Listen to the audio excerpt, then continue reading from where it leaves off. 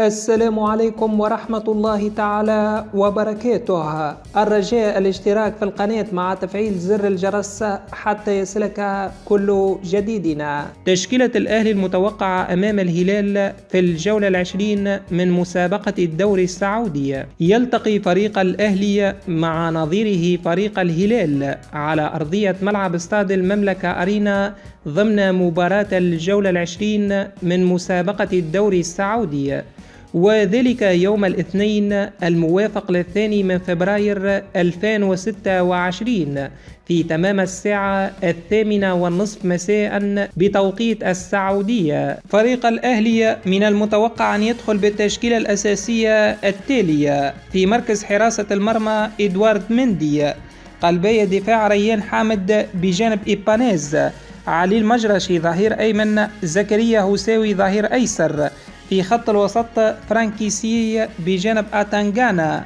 رياض محرز جناح أيمن، جالينو جناح أيسر، وسيقود هجوم الأهلي إيفان توني بجانب فراس البريكان.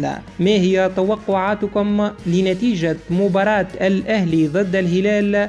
نرجو أن تتركوا ذلك في التعليقات أسفل الفيديو.